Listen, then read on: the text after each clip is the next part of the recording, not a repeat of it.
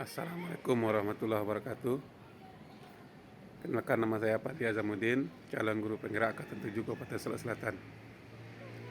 Pada kesempatan kali ini saya akan melakukan diskusi dengan Bapak Kepala Sekolah dan Wakil Kepala Sekolah tentang pemanfaatan aset sekolah untuk kegiatan yang positif bagi murid.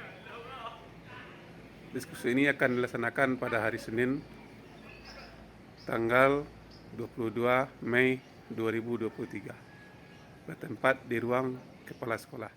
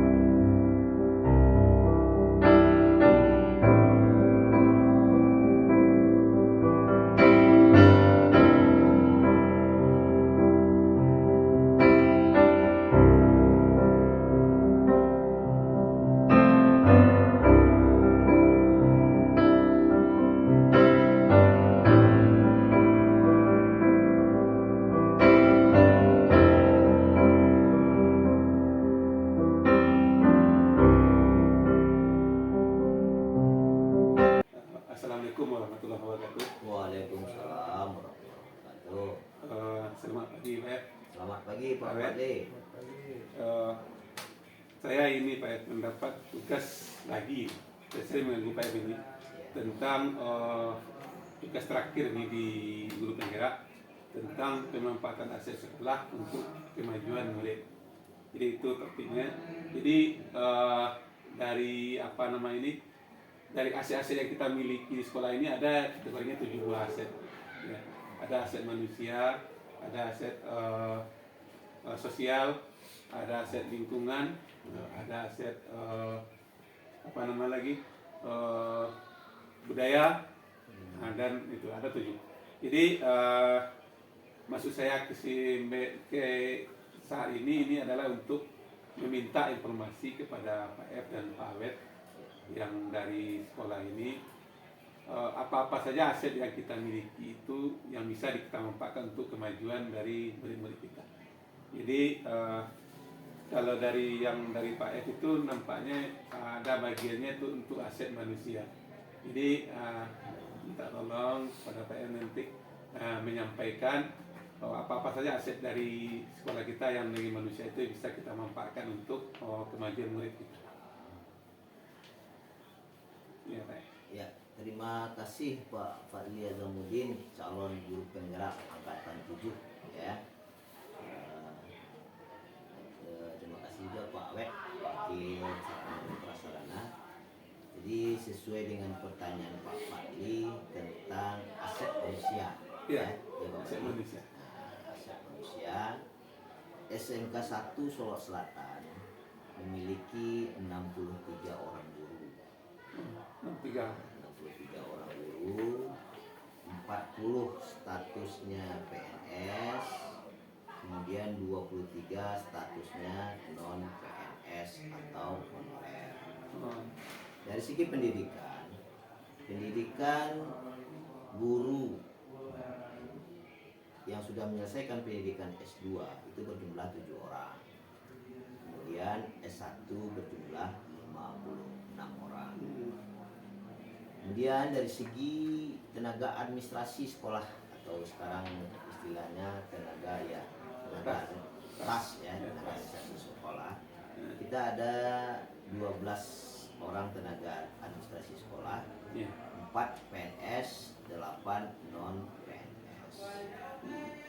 Jadi selama ini guru dan tenaga administrasi sekolah punya peran dan andil yang besar dalam kegiatan proses belajar mengajar. Jadi dengan jumlah guru 63, kita bisa memberdayakan seluruh guru untuk memberikan ilmunya kepada siswa kita dalam proses pembelajaran.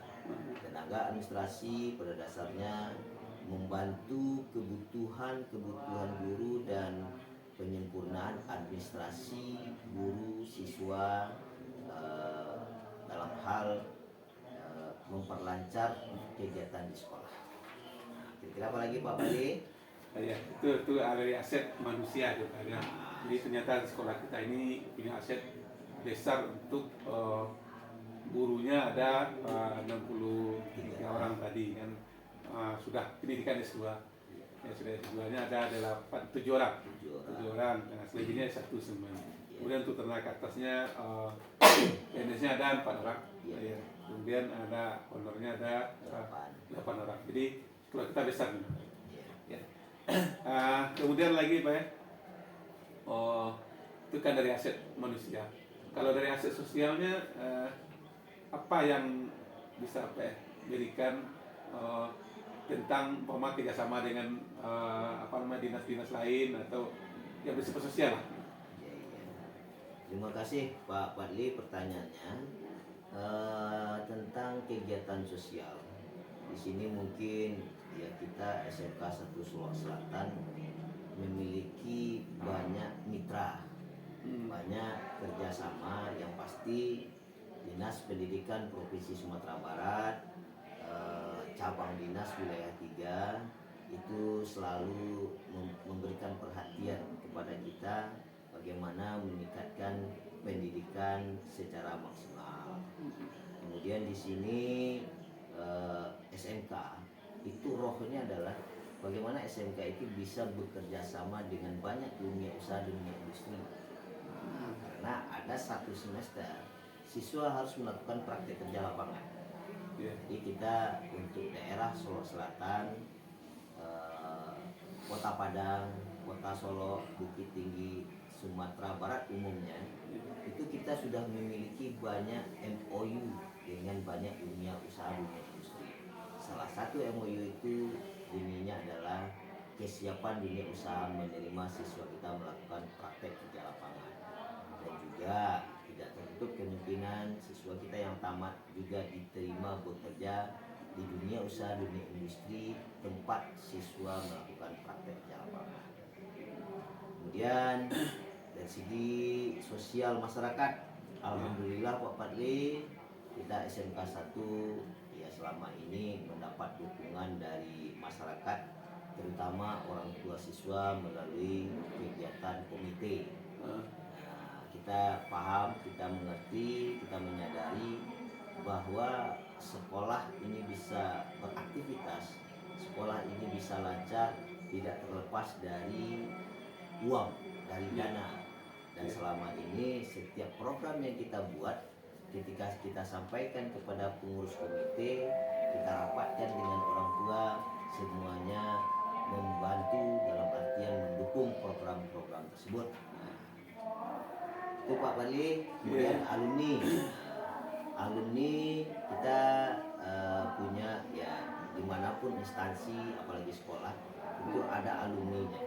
Kita alhamdulillah kita punya alumni yang punya organisasi yang cukup kuat, dan alumni tamatan kita ini sudah tersebar di mana-mana dan sudah bekerja di mana-mana. Nah, selama ini kita juga sering melakukan komunikasi, malahan alumni juga memberikan sumbangsihnya berupa beasiswa kepada siswa-siswa yang tidak mampu. Nah, ini perlu kita apresiasi, kita pertahankan, kapan perlu kita lanjutkan. Jadi kira-kira Pak Badi informasinya dari segi sosial. Iya. Berarti sekolah kita ini sudah ada kerjasama dengan dinas pendidikan gitu. Jadi mereka itu dinas pendidikan ini sudah mensupport bahwa SMK ini harus bekerjasama lagi dengan dunia usaha, karena itu tujuan dari SMK. Ya, betul. Ya. Kemudian komite sangat mensupport juga apa yang dilakukan oleh SMK, karena setiap langkah-langkah yang dilakukan dikomunikasikan dengan komite, dan komite terus mensupport. Ya, berarti hubungan dengan orang komite bagus. Kemudian dengan alumni juga dilihat di sini alumni dari SMK 1 itu kembali dia ke sekolah. Jadi dia memikirkan kembali sekolahnya, ada bantunya dengan alumni ini. Alumninya namanya tadi apa namanya Pak? Alumni SMK 1 Selatan. Ya, kita punya alumni namanya SMK 1 Selatan. Ya mungkin itu Pak yang data yang perlu saya ambil dari Pak dari acara kita ini. Kemudian izin Pak untuk ke Pak Awet. Oke, silakan Pak Padli dilanjutkan kepada Pak Awet, Wakil Sarna Prasarana. Ya, Mungkin dari saya cukup sekian Pak Padli, bisa undur diri. Ada kegiatan yang lain? Boleh. Nah, terima kasih, sukses Pak Padli. Ya. Mudah-mudahan besok calonnya tinggal jadi guru penggerak. Insya Allah. Nah, ya Pak Wet, padang pirang apa sih? Lanjut. Pak Wet, izin juga Pak ya untuk meneruskan tadi komunikasi dengan Bapak Kepala Sekolah.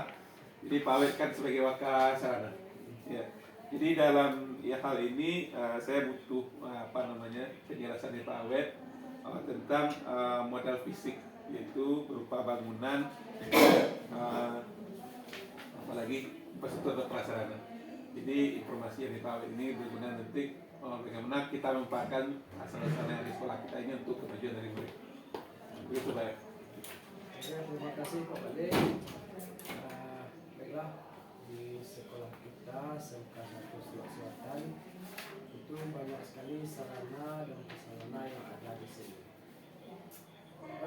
Untuk pertama kali yang jelas kita memiliki satu ruang kepala sekolah, satu ruang wakil kepala sekolah, kemudian kita juga ada ruang majelis guru, ruang tata usaha, sebentar lagi tambah lagi kita juga ada musola yang bisa digunakan untuk siswa-siswa kita melaksanakan ibadah sholat berjamaah di sekolah kita. Kemudian kita juga ada satu buah ruang perpustakaan. Anak-anak kita juga bisa melaksanakan pembelajaran di sana. Kemudian untuk ruang kelas, kita mempunyai ruang kelas sebanyak 28 ruangan. Kalau kita lihat dari sekolah atau rombel itu masih ada, kita membutuhkan lebih kurang 6 kelas lagi. Karena kalau kita SMK itu kita ada PKR-nya, jadi kalau untuk SMK itu masih belum masih bisa dimanfaatkan. Oke. Kemudian untuk jurusan, masing-masing jurusan kita sudah punya workshop sendiri. Ya. Iya. Workshop, masing-masing workshop itu ada jurusan, ada satu workshop. Kita di sini ada 8 jurusan dan semuanya sudah ada workshop masing-masing. Kemudian ruang kesenian kita juga punya, studio musik kita juga ada 1 2. Kemudian Edomart, ruangan VIP juga ada 1, tambah aula yang bisa menampung kapasitas sebanyak lebih kurang 250 peserta kalau kita mengadakan pertemuan di sana. Iya. Ruang UKS kita punya 1, ruang olahraga untuk penyimpanan barang-barang olahraga kita juga punya. Kemudian juga punya lapangan utama yang biasanya digunakan untuk siswa-siswi kita, kemudian seluruh majelis guru untuk melaksanakan upacara bendera. Cukup luas. Iya. Ruang parkir buat kendaraan guru, kendaraan siswa kita juga punya lapangan yang cukup luas. Kemudian sekolah udah pasti dapurnya juga ada, WC siswa kita juga ada. Jadi ruang satpam kita juga ada. Jadi di sekolah kita mempunyai banyak sarana dan prasarana. Karena kalau dilihat apa yang dijelaskan tadi itu, sekolah kita termasuk sekolah yang besar. Iya. Mungkin itu Pak Balik. Iya. Jadi karena sekolah kita besar, jadi ruangnya itu banyak ya Pak ya. Iya. Ya. Jadi untuk pengelolaannya bagaimana nih Pak? Kalau umpama workshop itu kan harus ada biasanya yang mengelolanya. Seperti apa bentuk pengelolaannya? Untuk artinya penanggung jawabnya ruangan lah itu. Kalau, ya, terima kasih Pak Balik. Kalau untuk pengelolaan workshop, masing-masing workshop itu sudah ada penanggung jawab dari workshop masing-masing. Ya. Jadi misal workshop akuntansi itu ada penanggung jawabnya, Iya. workshop BDP ada penanggung jawabnya. Jadi sudah ada yang mengelola masing-masing workshop tersebut. Iya. Begitu. Ya. Jadi karena sudah ada pengelolanya, berarti sudah ada murid kita ini berhubungan dengan orang-orang yang ditunjuk sebagai pengelola itu. Iya. Kemudian lagi Pak Awet, di sekolah kita kan ada namanya modal lingkungan alam, ya. Seperti adanya pohon pelindung. Apalagi enggak yang rasa-rasanya bisa jadikan modal lingkungan alam di sekolah kita ini? Apalagi yang kita punya lah kira-kira itu. Kalau saya lihat di sekolah kita kan sudah ada pohon pelindung. Apalagi ya yang bisa dijadikan sebagai modal lingkungan. Di sekolah kita, ya kalau kita lihat lingkungan sekolah itu cukup luas, ya. Iya. Jadi kita bisa memanfaatkan lingkungan cukup luas itu. Kita juga punya pohon pelindung, ya, pohon pelindung yang cukup Iya. untuk area belajar anak siswa juga bisa digunakan. Kemudian sekolah kita berada di tempat yang strategis, ya, tidak jauh dari jalan raya, bahkan juga sudah termasuk jalan nasional, ya, jalan raya yang cukup besar, jalan lintas. Jadi sekolah kita dekat dari keramaian. Dan juga teman-teman sekolah, ya, jaringan internet yang kita punya itu sudah cukup memadai untuk siswa kita belajar di sekolah ini. Jadi siswa kita bisa menggunakan internet dengan baik di sini. Dan belajar pun bisa dengan maksimal. Ya, oke lah Pak Wet. Masukan dari Pak Wet ini sangat berguna bagi saya ini untuk menyusun langkah-langkah selanjutnya supaya murid kita ini bisa menjadi murid yang positif dalam belajar. Ya. Terima kasih Pak Wet. Sama-sama Pak waktunya. Ade. Ya. Mudah-mudahan sukses Pak Ade. Terima kasih. Assalamualaikum warahmatullahi wabarakatuh. Waalaikumsalam warahmatullahi wabarakatuh.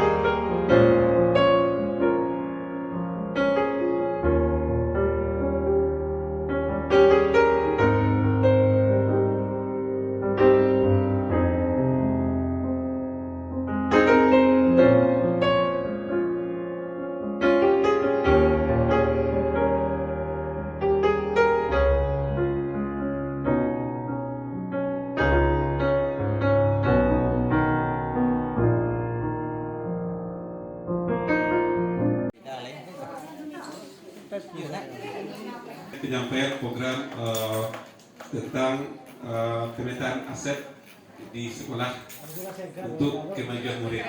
Baiklah Bapak dan Ibu,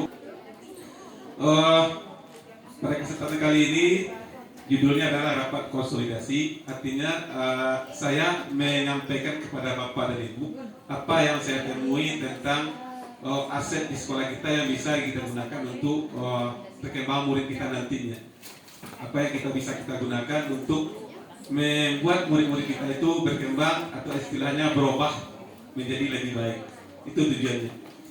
Jadi dari ini judulnya adalah pemetaan dan pemanfaatan sumber daya aset SMK Negeri 1 Surakarta dalam rangka mewujudkan pengelolaan program sekolah yang berdampak kepada murid.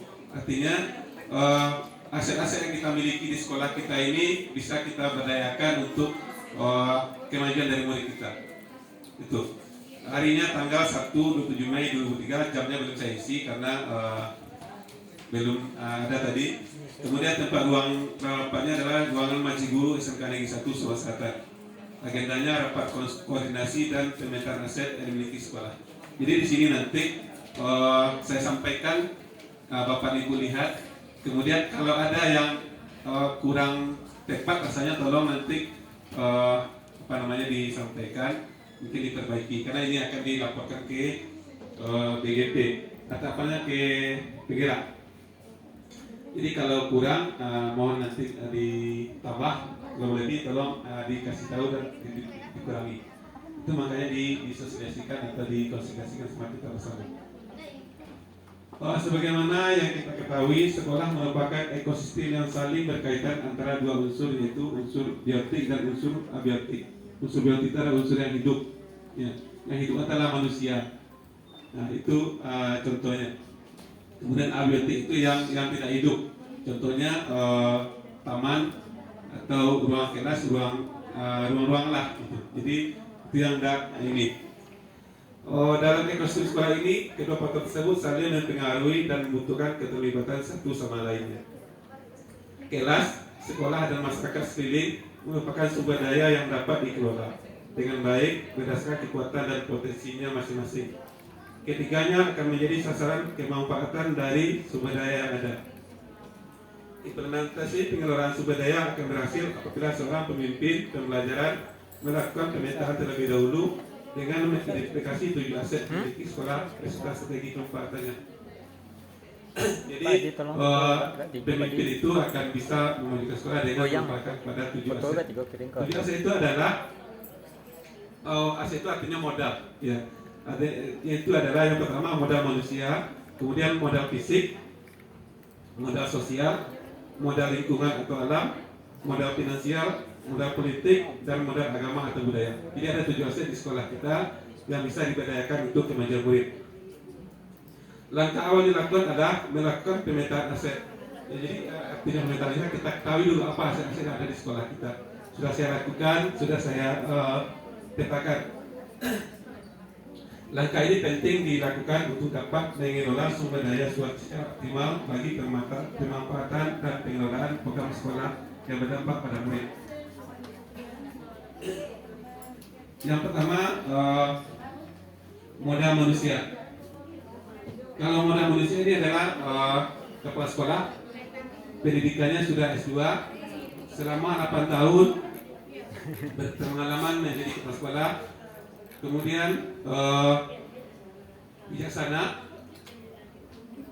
mudah beradaptasi, memiliki banyak relasi, dan seorang pengajar manajer sekolah yang handal. Itu yang saya amati selama ini. Di kepala sekolah kita sudah S2 dan sudah 8 tahun menjadi kepala sekolah dan punya relasi yang handal.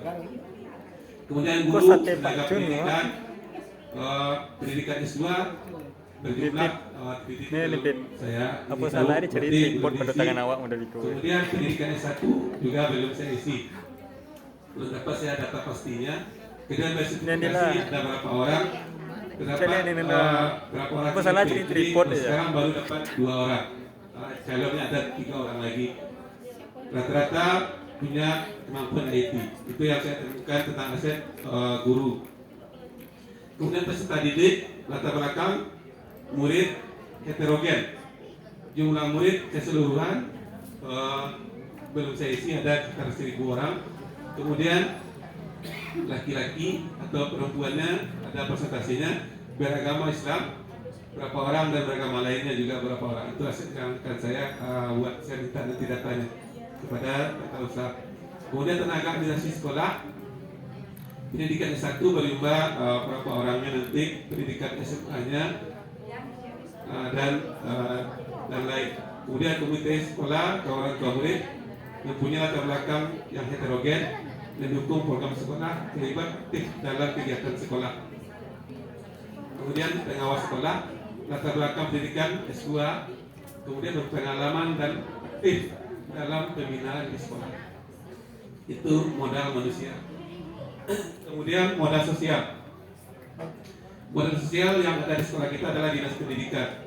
Dukungan maksimal memfasilitasi kebutuhan dan keluhan sekolah, menjadi pemantau atau pendamping dalam kegiatan sekolah. Jadi dinas pendidikan sudah menjadi pemantau bagi kita atau pendamping di sekolah ini. Kemudian masyarakat atau lingkungan sekitar memberikan dukungan maksimal, menjalin kerjasama yang baik, memberikan dukungan saat PPDB dan dukungan ekstrakurikuler sekolah.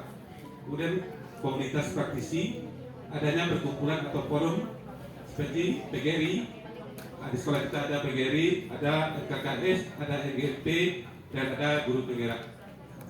Kemudian alumni, ada wadah alumni Sekali Satu Sulawesi Selatan yang sudah ada di Facebook, saya lihat. Kemudian jumlah pesertanya belum dapat bagi saya. Banyak yang sukses dalam karir seperti jadi wirausaha, kemudian ada yang jadi guru, kemudian ada yang jadi TNI dan Polri, dan kepala dinas dan lain-lain. Ya, kepala dinas seperti Pak Nufrizal itu ini kita aset kita. Kemudian modal fisik, bangunannya ada di ruang kelas, ada musola, ada gedung perpustakaan, ada ruang kepala sekolah, ruang wakil kepala sekolah, ruang jurusan, ruang komite, ruang guru, ruang katas, ruang tata usaha, ruang workshop TKJ, workshop DKP, workshop informatika, workshop edotel, workshop boga, workshop AKL, kemudian workshop OTKP dan workshop EDP. Kemudian ada Enomart, ada ruang seni, ada ruang olahraga, ada ruang BK, ada ruang UKS, ada ruang kantin, ada lapang upacara, ada lapang parkir, ada ruang gudang, ada ruang dapur, ada ruang penjaga sekolah, ruang satpam, ruang WC, dan ruang WC guru dan WC siswa. Kemudian infrastruktur atau sarana prasarananya terdapat tempat sampah, saluran dan sumber air bersih, komputer atau PC, laptop, LCD, internet, wifi, alat kebersihan, motor VR, alat olahraga, alat kesenian, media pembelajaran dan alat praktikum. Kita punya itu, jadi aset kita itu. Kemudian modal lingkungan, ada pohon pelindung. Ya, kita punya pohon besar yang bisa melindungi daripada. Kemudian lokasi strategis tepi jalan raya, kemudian internetnya lancar dan punya taman sekolah. Kemudian modal finansial, kita punya dana BOS, punya dana komite, punya koperasi guru, punya kantin, punya beasiswa yang dikasihkan pemerintah, ada beasiswa yang dikasihkan swasta, dan ada berbagai MOU dengan dunia usaha. Kemudian modal politik, kita bersama dengan dinas pendidikan bersama dinas. Kemudian ada kerjasama dengan pemerintah daerah setempat atau dalam hal ini dalam bupati. Kemudian ada kerjasama dengan DPRD, Komisi Pendidikan, kerjasama dengan Muspika, Muspida, Polisi, TNI, Rumah Sakit, Puskesmas, BNN, Kejaksaan. Kemudian kerjasama dengan berbagai dinas administrasi seperti KPU, Capil, BKKBN, TNI, dan lain-lain. Kemudian modal agama atau budaya. Adanya toleransi antar umat beragama. Kita di sini ada toleransi beragama, kemudian ada tokoh agama, ada masjid dekat dengan sekolah, kemudian ada tokoh budaya, ada tempat cagar budaya, adanya kerjasama kearifan lokal dengan masyarakat sekitar, ada event budaya seperti pawai budaya yang kita ikuti. Dengan demikian, pengelolaan sumber daya yang ada di sekolah kita ini akan membantu proses pembelajaran murid menjadi lebih berkualitas. Pemetaan antara kekuatan sumber daya yang dimiliki oleh sekolah dan kebutuhan murid sangat diperlukan untuk menjadi dasar pengembangan proses pembelajaran berpihak kepada murid.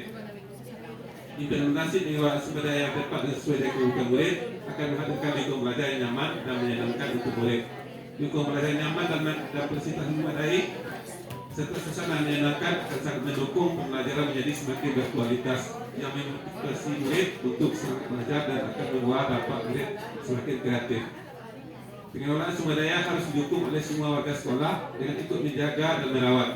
Rasa memiliki sekolah harus selalu dikembangkan agar murid juga bertanggung jawab terhadap pemakaian sumber daya dalam proses pembelajaran dan menjaga secara bersama-sama sehingga sumber daya proses sekolah menjadi hal yang sangat penting dalam pengelolaan sumber daya untuk mewujudkan pembelajaran yang berkualitas.